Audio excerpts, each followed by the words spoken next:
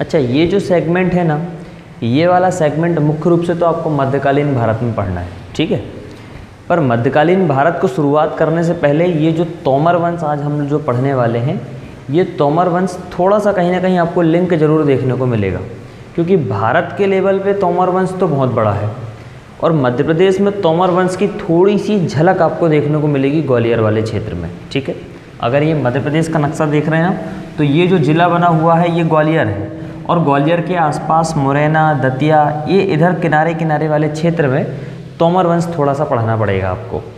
वैसे ये तोमर वंश को मुख्य रूप से मध्यकालीन भारत में पढ़ना था, पर मैं आपको पहले इसलिए बता रहा हूँ क्योंकि क्या है, जब आप मध्यकालीन भारत पढ़ेंगे तब उसमें बीच बीच में तोमर वंश के राजाओं का नाम आएगा, बीच बीच में आएगा, तो आपको पता रहना चाहिए कि तोमर वंश में था कौन उस समय, ठीक है, और कहाँ से वो लोग आक्रमण कर रहे हैं, कहाँ से कौन से राजा की हम बात कर रहे हैं, इसलिए तोमर वंश में आपको पहले पढ़ा रहा हूँ, ठीक है।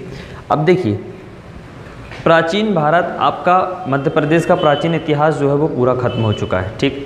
आमतौर पे परमार वंश तक ही आपका प्राचीन भारत पढ़ा जाता है। उसके बाद आपने देखा था कि परमार वंश में ही कितने सारे मुस्लिम शासकों ने आक्रमण करके रखा हुआ था। अलाउद्दीन खिलजी, उसका सेनापति ने कर लिया था, कितनी सारी चीज़ें हुई थी, ठीक है ना।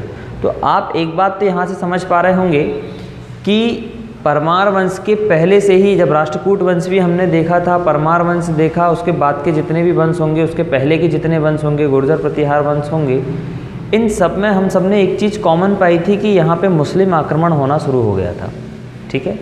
तो मुस्लिम आक्रमण अगर देखें हम भारत के लेवल पे, तो 712 AD से मुस्लिम आक्रमण होना शुरू हो जाता है।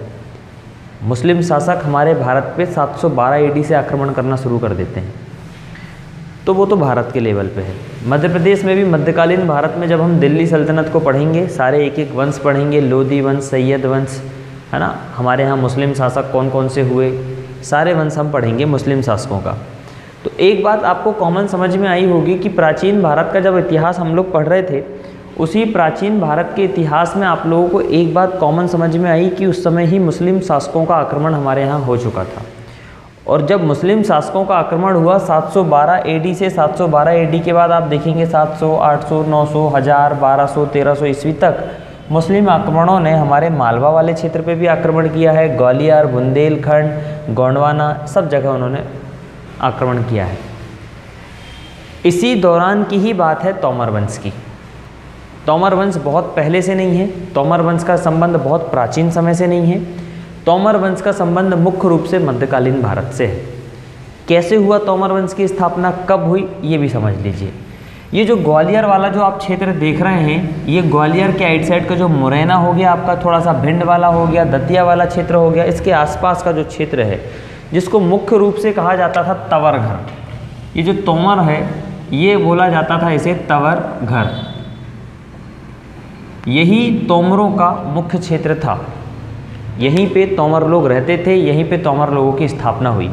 अब ये लोग आए कैसे, ये भी समझ लीजिए। आप सब जानते हैं कि 13वीं शताब्दी के अंत में 14वीं शताब्दी शुरू हुई और 14वीं शताब्दी के अंत तक, 13वीं से लेके 14वीं शताब्दी के अंत तक मुस्लिम सत्ता जो थी कहीं ना कहीं कमज़ोर होना शुरू हो गई थी, क्योंकि मुग़ल आ चुके थे। मुग़लों में भी आपने देखा था कि उसके बाद फिर बहुत सारे शेरशाह सूरी और ये वो बहुत सारे शासक हुए। आपस में उन लोगों की ही झगड़े होते रहे, आपस में ही वो लोग लड़ते रहे। इसके अलावा बहुत सारे शासक, जैसे गौंड शासक आपने देखा, सिंधिया वंश आ जाएंगे, बहुत सारे ऐसे राजवंश आ जाएंगे, जिसके कारण से क्या होगा, मुस्लिम सत्ता कमज़ोर होना शुरू हो जाएगी। अब किसी न किसी सत्ता का आज नहीं कल तो सूर्यास्त होता ही है, ये तो आपको भी पता है। कांग्रेस किसी समय तक सत्ता में रहेगी, किसी न किसी दिन कांग्रेस हारेगी, कोई दूसरी पार्टी आके फिर वहाँ पे सत्ता में आ जाएगी। ऐसे ही जब मुस्लिम सत्ता चल रही थी, तो मुस्लिम सत्ता ने अपने समय में तो बहुत आक्रमण मचाया, बहुत साम्राज्य का विस्तार भी किया, पर किसी न किसी समय मुस्लिम सत्ता हुई कमज़ोर, और उसी कमज़ोरी का फ़ायदा उठा के, मुस्लिम सत्ता की ही कमज़ोरी का फ़ायदा उठा के हर तरफ में छोटे छोटे राजवंश बनना शुरू हो गए। उन्हीं मुस्लिम सत्ता की कमज़ोरी को उठा के, चूँकि वो कमज़ोर हो गए हैं, तो अब उनकी बातें मानने की अब तो दिक्कत वाली बात ही नहीं रही। अब कहीं से भी कैसे भी करके जब वो कमज़ोर हैं, तो कोई भी राजवंश धीरे धीरे आपका बनना शुरू होगा। उन्हीं छोटे छोटे राजवंशों में एक राजवंश हमारे मध्य प्रदेश के ग्वालियर क्षेत्र में स्थापित हुआ, जिसको बोला गया तोमर वंश।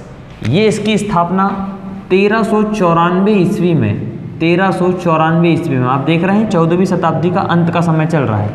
1394 ईस्वी में वीर सिंह देव नामक बंदे ने किया था। वीर सिंह देव ने इसकी क्या की है, स्थापना की, तोमर वंश की। ग्वालियर का संबंध अगर आपको पता होगा तो ग्वालियर के बारे में मैंने एक बात बताया था आपको कि जब दतिया का जो दानव था दंतवक्र, जब भगवान कृष्ण ने उस दंतवक्र को मारा था तो उनका नाम गोपांचल पड़ा था, और उन्हीं गोपांचल के कारण ग्वालियर की पहाड़ियों को हम गोपालगिरी की पहाड़ियाँ कहते हैं। दतिया ग्वालियर वाली जो पहाड़ियाँ हैं उनको गोपालगिरी की पहाड़ी कहते हैं, ठीक है। तो ये जो गोपांचल वाला क्षेत्र है, यही गोपांचल वाले क्षेत्र को एक समय तवर घर भी कहा गया, तवर ग्रह भी कहा गया। इसी तवर ग्रह वाला जो क्षेत्र है यहीं पे मुख्य रूप से तोमर वंश बना, और तोमर वंश की स्थापना 1394 ईस्वी में वीर सिंह देव नामक एक व्यक्ति हुआ, इसने तोमर वंश की स्थापना की। ये जो वीर सिंह देव है न केवल शासक था, कवि भी था, खुद की रचनाएं भी करता था, इसलिए इसने खुद के नाम पे भी एक कविता लिखी थी। खुद के नाम पे, वीर सिंह देव के नाम पे ही इसने एक वीर सिंह नाम से एक कविता लिखी, और एक और कविता लिखी जिसका नाम है लोक।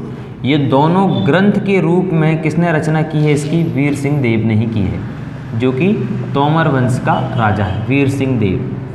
ये लगभग 1382 ईस्वी में ही इसने इनकी क्या कर दी थी, रचना कर दी थी। किसने, वीर सिंह देव ने। वीर सिंह नामक और एक लोक नामक ग्रंथ की रचना किसने की है, वीर सिंह देव ने। इसके अलावा आप एक बात और देखेंगे कि अब चूंकि ये तोमर वंश तो हो गया है, अगर आप देखें इसका बहुत डीप में अगर जाके पढ़ेंगे तो आपको पता होगा कि उस समय अलाउद्दीन सिकंदर शाह का शासन चल रहा था। अलाउद्दीन सिकंदर शाह ने ये ग्वालियर वाले क्षेत्र में वीर सिंह देव को सामंत या सूबेदार के रूप में नियुक्त करके गया था, ऐसा कहा जाता है। पर बाद में जब अलाउद्दीन सिकंदर शाह की मृत्यु हो गई तो 1394 में वीर सिंह देव ने इस वाले क्षेत्र में खुद को स्वतंत्र शासक नियुक्त करके तोमर वंश की स्थापना कर दी। आमतौर पर ऐसा ही होता है, जितने भी सामंत हुए हैं किसी न किसी दिन जब उसकी उच्च शक्ति का समापन हो जाता है, उसका राजा मर जाता है, तो वो स्वयं स्वतंत्र शासक बन जाते हैं, स्वयं अपने राज्य की स्थापना कर देते हैं। सेम टू सेम वैसे ही किया वीर सिंह देव ने भी तोमर वंश की स्थापना ऐसे ही की, ठीक है। अब आप देखेंगे इसके समय में तो कुछ विशेष चीज़ें आपको पढ़ना नहीं है। आगे चल के वीर सिंह देव के 2 पुत्र हुए, इन्हीं 2 पुत्रों में थोड़ी सी आपको डिटेल मिलेगी, जिसमें एक पुत्र का नाम था उद्धरण देव और दूसरे पुत्र का नाम था विक्रम देव, ठीक है। ये 2 पुत्र हुए, वीर सिंह देव के 2 पुत्र हुए, एक का नाम था उद्धरण देव और एक का नाम था विक्रम देव। ये जब आगे चल के वीर सिंह देव के बाद जो उसका उत्तराधिकारी होगा वो होगा विक्रम देव, ना कि उद्धरण देव। पहले जो उसका उत्तराधिकारी होगा वो कौन होगा, विक्रम देव। उद्धरण देव इस साम्राज्य का शासक नहीं बनता है। आगे चल के सीधे जो विक्रम देव का वीर सिंह देव का जो पुत्र होगा विक्रम देव, ये इस वंश का उत्तराधिकारी होगा। जब विक्रम देव तोमर वंश का राजा बना तो आपको बता दूं इसके समय में नासिरुद्दीन मोहम्मद तुगलक का सेनापति था जिसका नाम था मल्लू इकबाल खान। इसके शासनकाल में, विक्रम देव के शासनकाल में लगभग 1402 ईस्वी का शासनकाल चल रहा है। इसके शासनकाल में आप देखेंगे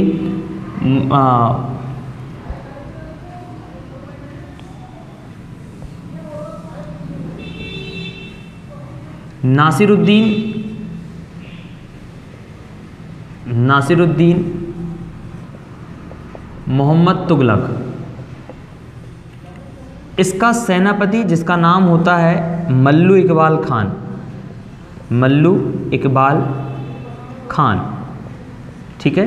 ये सेनापति होता है किसका, नासिरुद्दीन मोहम्मद तुगलक का। जब विक्रम देव का तोमर वंश में शासन चल रहा है उस समय आप देखेंगे नासिरुद्दीन मोहम्मद तुगलक का जो सेनापति होगा मल्लू इकबाल खां, इस विक्रम देव के साम्राज्य पे, मतलब ग्वालियर वाले साम्राज्य पे आक्रमण करेगा। जब ये मल्लू खां ने आक्रमण किया विक्रम देव के ऊपर, शुरुआत में तो आपको बता दूं ये मल्लू खां को हारना पड़ा, भाग गया, वहाँ से पराजित हो गया और विक्रम देव जीत गया। परंतु कई बार मुस्लिम शासकों ने, आपने देखा होगा कि हार इतनी जल्दी स्वीकार उन लोगों ने किया नहीं, वो उन्होंने तब तक वहाँ पे लड़ाई करते रहे जब तक वो उस क्षेत्र को जीत नहीं गए। और आखिरकार इसी मल्लू इकबाल खान ने दूसरी बार आक्रमण किया विक्रम देव के ऊपर और धौलपुर के पास में विक्रम देव को पराजित कर दिया। ये जो विक्रम देव है इसको धौलपुर के पास में, धौलपुर में इसको पकड़ा और यहाँ पे ढोलपुर के पास में इसे पराजित करके यहाँ पे इसकी हत्या कर दी। ठीक, कुल मिला के दो चीज़ें आपको यहाँ पे समझना है। एक सवाल आपसे बनेगा कि मल्लू इकबाल खान का किसके शासनकाल में आक्रमण हुआ था, एक क्वेश्चन जिसका आंसर होगा आपका विक्रमदेव। विक्रमदेव किसका पुत्र है, वीर सिंह देव, जो कि तोमर वंश का संस्थापक है। एक सवाल ये भी बन सकता है कि नासिरुद्दीन मोहम्मद तुगलक, ये आपसे पूछा जा सकता है, नासिरुद्दीन मोहम्मद तुगलक का आक्रमण किस शासक के शासनकाल में हुआ है। देखो, सेनापति भले ही इकबाल मल्लू खां है, मल्लू इकबाल खां है, परंतु शासक तो नासिरुद्दीन मोहम्मद तुगलक ही है। इसलिए दोनों को आपको ध्यान में रखना है। 1402 ईस्वी में इन दोनों ने आक्रमण किया था ग्वालियर पे। इसके बाद विक्रमदेव के बाद उसका पुत्र होता है गणपति देव। विक्रमदेव चूँकि यहाँ पे चल बसे हैं, विक्रमदेव का पुत्र होगा आगे चल के गणपति देव। अगर हम आगे जब पढ़ेंगे तो आप देखेंगे आगे चल के आपको होशंग शाह गौरी के बारे में आपने पढ़ा होगा। होशंग शाह गौरी जो कि आप होशंगाबाद वाले क्षेत्र में आपने देखा होगा। जब गणपति देव इस तोमर साम्राज्य का राजा हुआ तो ये जो होशंग शाह गौरी था, होशंगाबाद का जो शासक था होशंग शाह गौरी, इसने गणपति देव के शासनकाल में ग्वालियर के किले को जीतने का प्रयत्न किया, परंतु बदकिस्मती से ये वहाँ पे भी हारा। तो आपसे एक सीधा सवाल पूछेगा कि होशंग शाह गौरी ने किस तोमर वंश के शासक के ऊपर आक्रमण किया था, तो इसके समय में गणपति देव के शासनकाल में होशंग शाह गौरी जो कि गौरी वंश का शासक था, होशंग शाह गौरी ने कहाँ पे आक्रमण किया था, ग्वालियर के किले पे। ग्वालियर के किले पे असफल आक्रमण किया था। क्या किया था, असफल मतलब जीता नहीं, असफल आक्रमण किया। ये आप लिख सकते हैं यहाँ पे। गणपति देव, जब गणपति देव के बाद इसका पुत्र हुआ डुंगर सिंह देव, बहुत इंपॉर्टेंट राजा है, यहाँ से आपको सवाल पूछने की संभावना बनती है।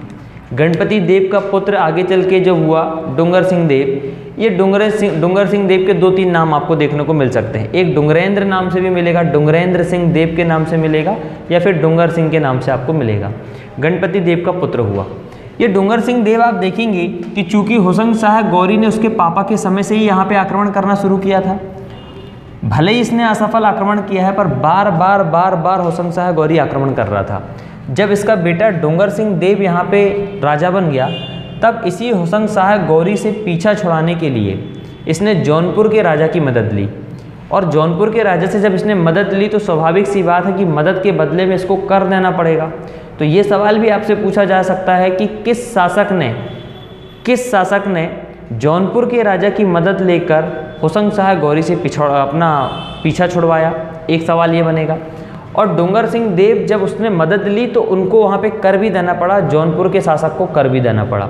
जब भारत का इतिहास आएगा तब आपको उस जौनपुर के शासक के बारे में पढ़ेंगे, तब आपको वहाँ पे डुंगर सिंह देव से प्राप्त कर की आपको चीज़ें पता चलेंगी कि डुंगर सिंह देव नाम का कोई राजा था जिसने जौनपुर में भी कर देने का काम किया था, जौनपुर के शासक को भी उसने कर दिया था। परंतु डुंगर सिंह देव एक स्वतंत्र शासक रहा, किसी के अधीन रहते हुए काम नहीं किया, ना तो जौनपुर के राजा के अधीन, ना तो होशंग शाह गौरी के अधीन।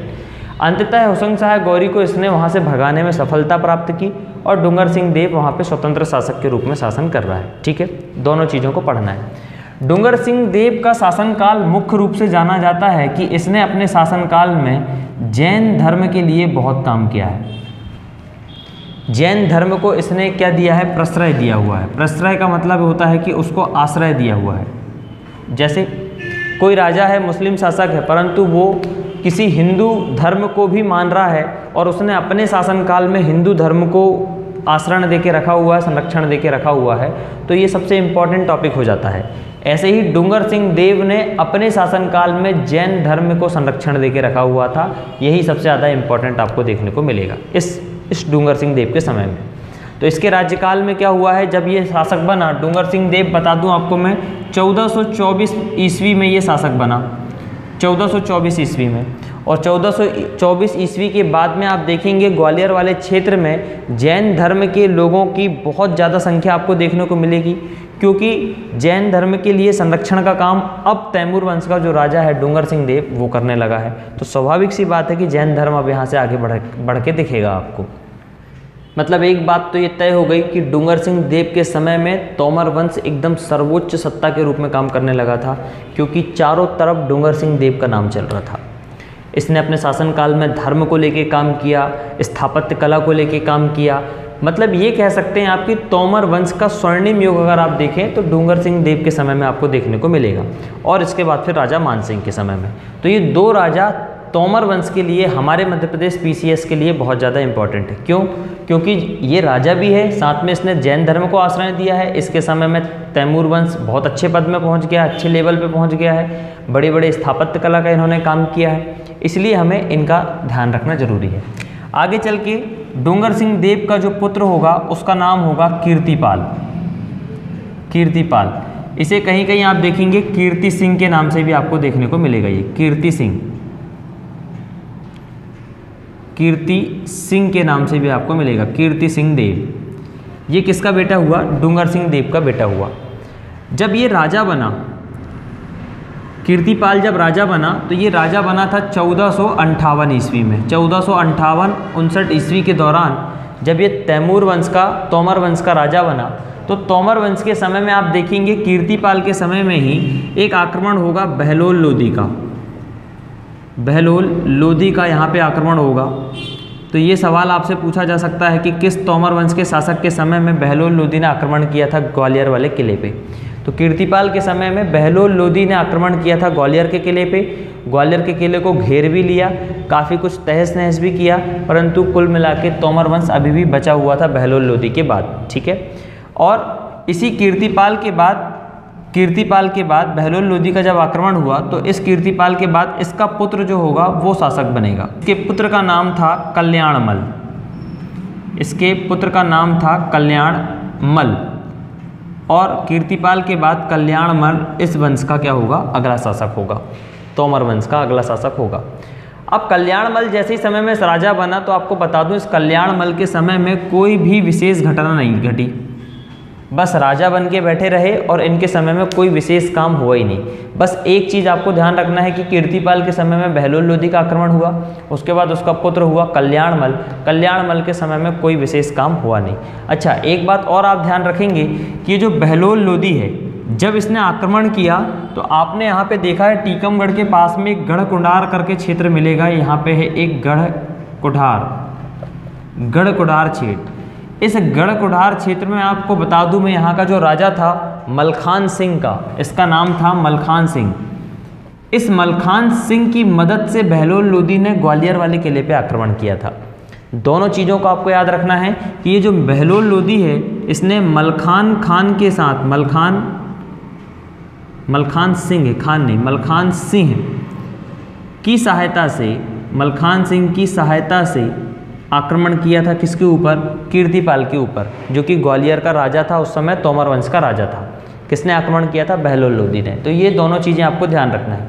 इसके बाद आप देखेंगे कल्याणमल के बारे में, तो कल्याणमल के समय में आपको कोई विशेष चीज़ें नहीं मिलेगी, और इसी कल्याणमल का बेटा होता है राजा मानसिंह, और यही मानसिंह जो होगा इस तोमर वंश का सबसे प्रतापी शासक होगा राजा मानसिंह। इसके बारे में बहुत कुछ पढ़ना है आपको। राजा मानसिंह जो है तोमर वंश का सबसे प्रतापी राजा है, और इसके शासनकाल में तोमर वंश जिस लेवल पे गया, अच्छे के इन्होंने दांत खट्टे कर दिए।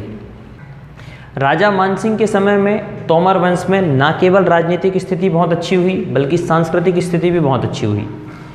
कवियों को संरक्षण मिला, स्थापत्य कला में अच्छा काम हुआ, लोगों में खुशहाली रही, साम्राज्य बहुत अच्छा चला। ये सारी चीज़ें आपको देखने को मिलेगी तोमर वंश के समय में, राजा मानसिंह के समय में। ये जो कल्याणमल है, इस कल्याणमल का एक नाम आपको और देखने को मिलेगा, इसे भूप मुनि के नाम से भी जानते हैं, भूप मुनि। ये नाम बस ध्यान रखना आप कल्याणमल का, ठीक है।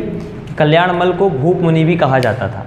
कल्याणमल का बेटा जब राजा मानसिंह हुआ, राजा बना, तो राजा मानसिंह के समय में आप देखेंगे इसने सारे लोदी वंश के शासकों से टक्कर लिया, जिसमें बहलोल लोदी का भी इसने आक्रमण देखा। बहलोल लोदी के बाद इसी का बहलोल लोदी का जो बेटा है सिकंदर लोदी से भी आक्रमण किया, और उसके बाद इब्राहिम लोदी से भी इसने आक्रमण किया।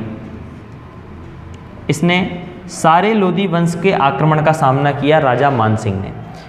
1501 ईस्वी में जब पहली बार सिकंदर लोदी ने आक्रमण किया, पहली बार सिकंदर लोदी ने ग्वालियर के किले पे आक्रमण किया, तब राजा मानसिंह ने सोचा कि इस समय अगर मैं इसके साथ युद्ध करूंगा तो दिक्कत वाली बात है, क्योंकि राजा मानसिंह उस पूर्ण रूप से तैयार नहीं थे। तो राजा मानसिंह ने अपने बेटे का नाम था विक्रमादित्य, और एक प्रतिनिधि था जिसका नाम था निहाल सिंह। इन दोनों को इन्होंने क्या किया, सिकंदर लोदी के पास पहुंचा दिया, और सिकंदर लोदी के पास जाने के बाद इन्होंने एक संधि पत्र पे साइन कर दिया, सिग्नेचर कर दिया। 1501 ईस्वी में जब सिकंदर लोदी ने पूरे ग्वालियर किले को घेर लिया, ग्वालियर किले पे आक्रमण की पूरी तैयारी कर ली, तो राजा मानसिंह ने अपने बेटे विक्रमादित्य और निहाल सिंह को सिकंदर लोदी के दरबार में पहुंचा के एक संधि में साइन करवा ली कि भैया आक्रमण मत करो, क्या चाहिए आपको, पैसा चाहिए, धन चाहिए, सोने चाहिए, चांदी चाहिए, क्या चाहिए बताओ, जो चीज़ चाहिए वो लो और वापस जाओ। तो शुरुआत में तो यही हुआ कि 1501 ईस्वी में सिकंदर लोदी ने जब आक्रमण किया, तो इस आक्रमण में मानसिंह ने क्या किया, अपने पुत्र के माध्यम से, अपने प्रतिनिधि के माध्यम से एक संधि करवा ली, और उस संधि में बहुत सारा धन देकर सिकंदर लोदी को वापस पहुंचा दिया। पर लालचियों का क्या होता है कि कितना ही उनको मिल जाए वो कभी रुक नहीं सकते। सिकंदर लोदी भी अपने समय का बहुत बड़ा लालची था। बहुत कुछ मिला, पर बहुत कुछ हासिल करने के चक्कर में उसने बहुत कुछ गंवाया भी।